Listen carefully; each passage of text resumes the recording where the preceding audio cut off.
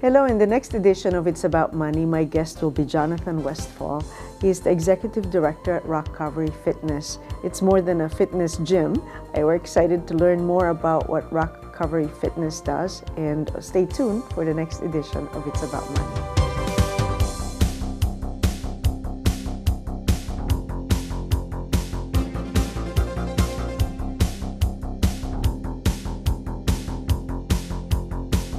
Welcome to another edition of It's About Money. I'm Nannette Nocon, and thank you for joining us. I'm pleased that our guest today is the Executive Director of ROCovery Fitness, and that is Jonathan Westfall. And it's a non-for-profit organization, ROCovery Fitness, and they focus on creating a community of physically active individuals through sober living. That's right. And today we'd like to know more about the mission of the organization and how their support goes beyond the typical gym. Yeah. Thanks, Nannette. Thanks for having me today and inviting me on. I'm really excited to talk to you about our mission. So as you mentioned, we're a recovery community organization, so more than just a gym. We create our mission is to foster a safe, supportive, inclusive environment for healing and recovery. And we happen to do that through fitness and non-fitness based activities for folks who are seeking support or just seeking holistic healing through fitness and sober social connection, basically, in a nutshell. All of our programs are free to anyone with at least 48 hours of continuous sobriety. And then you just fill out a quick questionnaire. It takes about 5 minutes and you're a member. And so we're not just for people who identify as being in recovery, but anyone who chooses to live a sober lifestyle and abides by our community standards and our code of conduct, which is basically just being encouraging and supportive and, helping others in the community. That's beautiful. So how did it start? I mean, it's a great concept. How did it start? Yeah, so our founders back in 2015 started it with a hike on Facebook in February, one of the coldest days of the year. Yes. They were both in early recovery and felt like they needed to get out and do something, feeling the stresses and strain of being confined within four walls. Typically for people in recovery, that's a recipe for disaster, isolation and disconnection. Leads us back to a lot of what got us, to where we were at in our disease. So, they just decided to post a hike on Facebook and had about 12 people come out and join them. And the vast majority of the folks that came out that day were also in recovery. And everyone wanted to do it the next week. And so it just kind of went from there. Weekly hikes out in the community, and then it evolved into park workouts and borrowing gym space from gyms that weren't open yet, in the morning, early morning, doing an hour class before the gym opened, things like that. And then we were donated our outreach center, our community center over on Dewey Avenue in 2017. In May of 2017, we opened the community center on Dewey Avenue. So, about a couple of years, but just out in the community. So that's kind of how it got started. And what led you to becoming the executive director? Well, it's kind of an interesting path. I started out with the organization volunteering. One of our co-founders, Yana Kashper, was soliciting volunteers to come out and help do street outreach on North Clinton, primarily connecting with folks who were living on the street in active use, talking to them about recovery, hopefully connecting with them and getting them into some type of treatment, or at least making sure they were safe, things like that. So we did outreach once a week. And that was kind of my entry into ROCovery Fitness in the summer of 2017. And through that, I got more and more involved with the gym. Even though fitness was a part of my life, I never tied it to my recovery until I started volunteering with ROCovery. And then I started doing things like volunteering for our annual 5K fundraiser, leading outdoor hikes and events and things like that. And then I eventually started going into the gym and doing classes there and teaching and instructing. I then became full-time staff member in 2018 as our peer support program manager and outreach coordinator. And then it just kind of took off from there. I got really involved with the organization. I often joke saying when I got hired, and I got paid for 40 of the 100 hours that I put in ROCovery every week. And then as our executive director was looking at moving on after her 5 years, she was feeling the need for a bit of a change. Our field can be very overwhelming at times, and you feel the weight of everyone's trauma after a while. It tends to build up and things like that. And I think she was feeling some of that, and it was a lot of work to get that organization up and going, and she did an amazing job, and the board had elected me as the interim executive director while we decided what to do, and I filled that role for 6 months, and they unanimously selected me to be the permanent executive director in January of 2021. So at that point I had taken over the role. So that's amazing, from the hike to this. Yeah. That's tremendous. And I use that story very often in our volunteer orientations, which we do once a month when people want to volunteer with the organization. We would not exist without our volunteer force. I mean, we have a staff of 12 now. We just hired 2 new people yesterday. So we have a paid staff of about 12, which is the most we've ever had. But we would not exist without our volunteers. They help us run the center every single day. And so we do these orientations every month, and I always tell that story when I'm at one of the orientations. I started in the seat where you're sitting right now as the executive director, and this isn't about me. So, there's going to be, executive directors, there's going to be other peer support program managers. I mean, this organization belongs to the community. It doesn't belong to me. It doesn't belong to us as the staff members, but we're just stewards of it for now, and always looking for the next developing person that wants to, take it to the next level. That's wonderful. It's really great.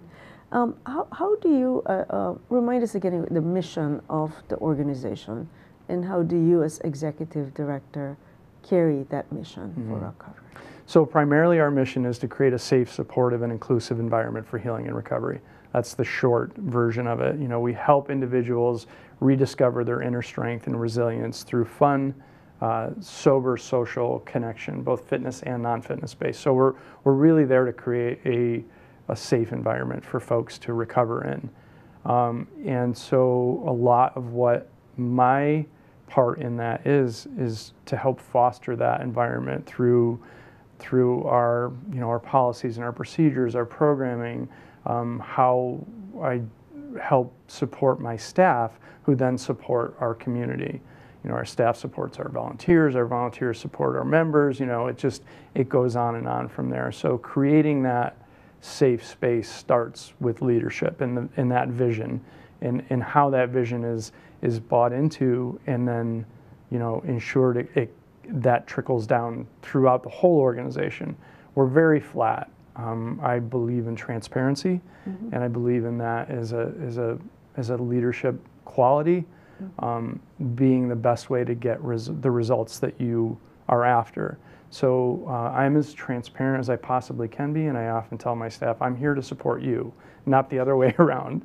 That whole, what they call bottom up, but I don't, like I said, we're very flat. There isn't a bottom or a top, but that bottom up leadership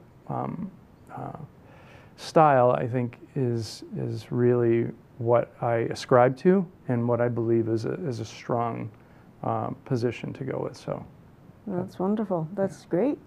And may I ask, how do you replenish yourself? Because you carry a lot on your shoulders. I mean, it's beautiful what you do, but just how do you replenish? If it's too personal of a question, you don't have to answer that. No, not at all. I have a strong support personal network myself, but to be completely honest with you, what truly recharges me, I'm a trail runner at heart. So right now I'm training for a 100-mile ultra trail run. This is going to be my 3rd year attempting it. I haven't completed it yet, but wow, but that's my recharge, is to go out, and I don't have my phone. I don't have any technology other than my my running watch, just to track the miles and my heart rate and things like that. I go out in the woods and for me, it's a moving meditation. It's time to reflect and to process and I don't have any expectations on me, other than the ones I put on myself, which I try not to do too much, but I mean, just getting out in nature and getting out in the woods. We just this past weekend brought a group up to the Adirondack Mountains like we often do. Every few weeks we go up and bring people up to the mountains, usually a group of about 15 or so. We either camp or rent an Airbnb depending on the time of the season. Mm-hmm. This was our first camping trip of the season, and it has always been and continues to be one of my favorite activities that we do as an organization, because in its most simplistic form, it is very parallel to the recovery journey. All right, we meet challenges on the way up the mountain and down the mountain.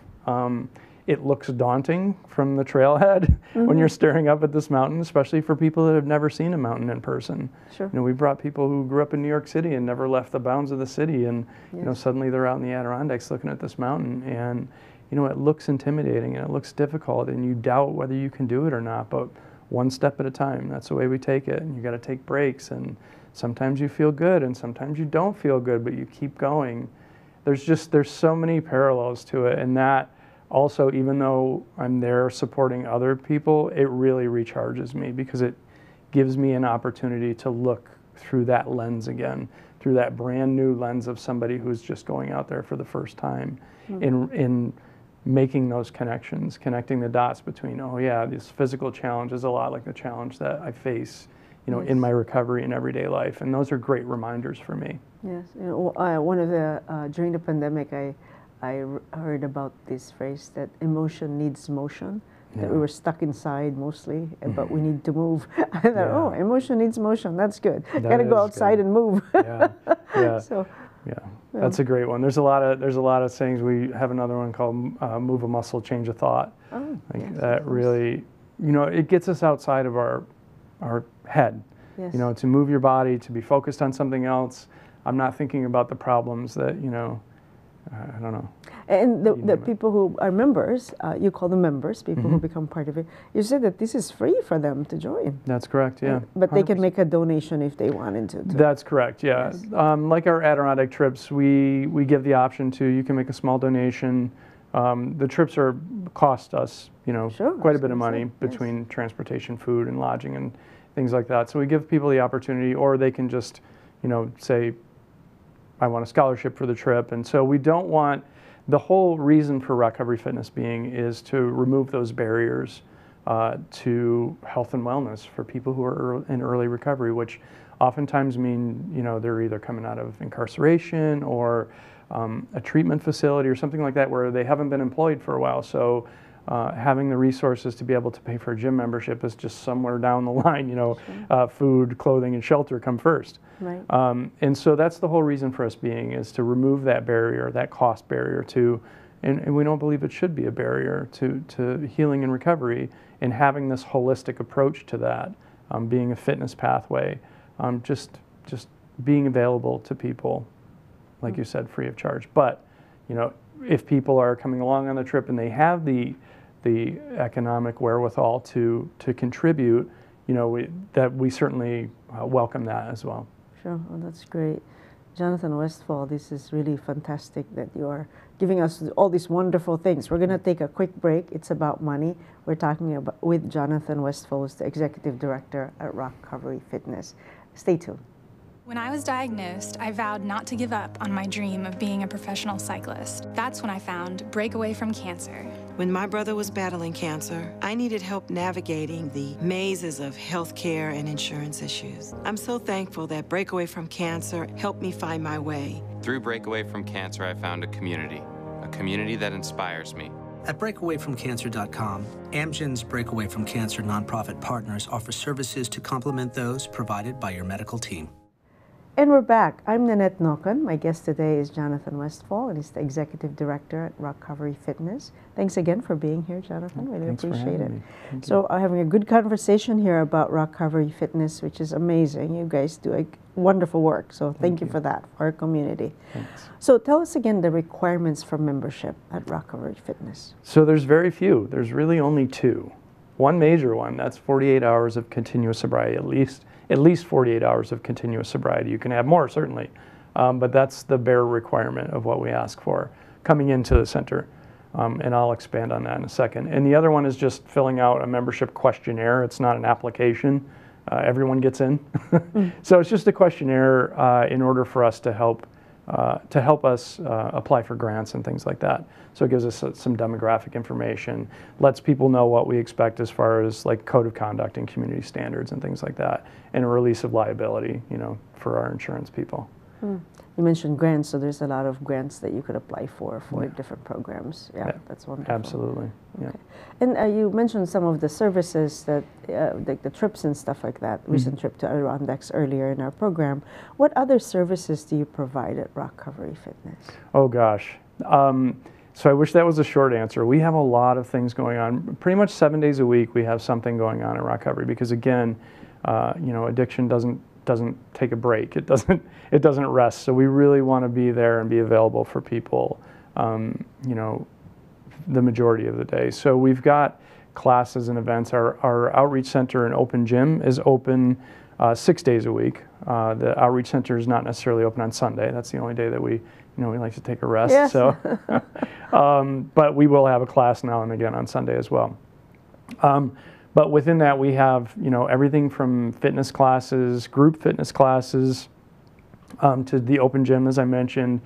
We have things like gardening group. We have music and jam night. We have just regular support group meetings. We have an LGBTQ plus support meeting, important to mention, in June, Pride Month.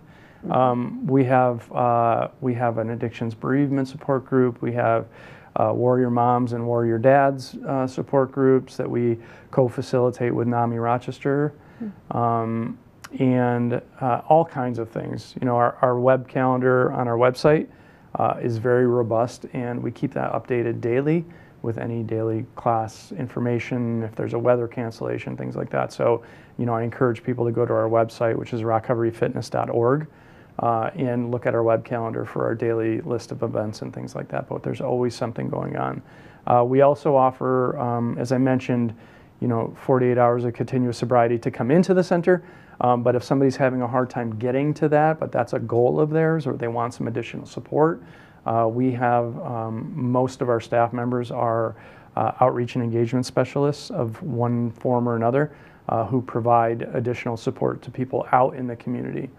So even if you don't have 48 hours, you can send us an email and say, hey, I'm having a tough time, and we'll connect you with a peer, basically, or an outreach and engagement specialist will contact you to provide you with support in whatever way that looks like for that person. Like, so if they need, you know, whatever it is they need, connections in the community, if they're experiencing, you know, if they're in the midst of crisis, we can connect them with, you know, crisis services. If they're, you know, food scarcity, you know, housing issues, things like that, or if they're just looking for some you know, tactics in trying to get to that 48 hours so they can come connect with us at the center and take a class or go on a hike or something like that. So we won't turn anyone away, I like to say. Sure. We'll connect somebody with whatever it is they need. Our staff members are incredibly knowledgeable in, you know, what's available, community resources, and connecting people with the appropriate ones. That's wonderful. That's terrific. How many volunteers do you think there are? Oh boy. So, and at any given moment, we've got probably 20 to 30, you know, active. I can't even tell you the number that we have in our database. Yeah, right. Literally hundreds of volunteers, again, myself included. I still teach a couple of classes, again, to keep me connected and rooted in my recovery and service to others, because a lot of what my job is now is answering emails and going to meetings and doing things like this. So I'm not direct support as much. So I teach a boxing class and a Russian kettlebell class, and I lead our Friday night trail runs for the most part. A couple other people will take over when I can't get there. And then our outdoor hikes and things like that. And I do that just on my time. So many volunteers and so many of our other staff members who also volunteer their time to do other things above and beyond what their job duties are. And we consider that volunteer time as well. You know, and I always tell people, you know, as you said, wow, it's so much on you and things like that. But I cannot tell you, and I tell people this all the time, there's no amount I could give back to this organization that would ever repay what it's given me and my family and what it's done for me in my life. It has quite literally saved my life. So there's just not enough I can do to give back. Oh, that's great. And how many members this ROCovery Fitness have now? That May or June of 2023. So since we started keeping records, which was in 2016, I think September 2016 is when we started keeping digital records. We have, we're approaching 8,000 membership questionnaires on file as of today. Oh my goodness, yeah. That's remarkable. That's really wonderful. It is, and it's also a good reminder that it's estimated that only about 10% of people who would be appropriate for formal services in recovery, only about 10% actually follow through or are in some type of formal recovery services. So that is just it's a good reminder that there's a lot of people out there that we still need to reach and connect with. There's a lot of people who suffer with this disease. I want to say needlessly, but I also believe that nothing is needless. Like, everything happens for a reason, and we don't know what anything is for. And so, you know, we can only hope that the more things like this that we do, and the more we're out in the community, recovering out loud, as we say. We recover out loud. We're not hiding in basements, and we're spreading the message that recovery is possible, and that where there's breath, there's hope. That's beautiful. Earlier in the program, you had talked about outreach, so literally being out in the street and getting people to join and complete that questionnaire and be part of it. So I imagine some people can complete the questionnaire, so somebody completes it with them. Yeah. That's correct, And you know, that digital divide that you hear so much about, particularly post-COVID, that's a real thing. You know, we have, you know, technology in the center. When people come in to sign they sign in to the gym, which is a real quick process, but we have folks that it's just not possible. They just can't do it, and we have people there. If we have surveys, we will always have printed versions as well as online versions of it, because, you know, we have to be inclusive of everyone and meet people where they're at. Sure. And we can't expect everyone to be at the same place. Sure. You know, in their journey. Yeah. So as a non-for-profit, what are some of the ways that you receive funding? Wow. That is my daily challenge as executive director, is to find avenues for funding and increase our sustainability as a program. So there's many avenues for that, as you can imagine. There's grant funding, and that comes in several different forms.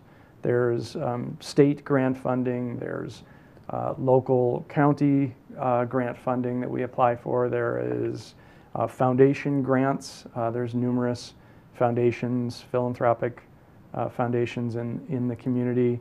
We have a contract grant writer that I work with to seek those out and apply for the ones that are appropriate for us and that we have a chance of securing. You know, there's our annual 5K that's coming up in September, which has always been our biggest fundraiser of the whole entire year.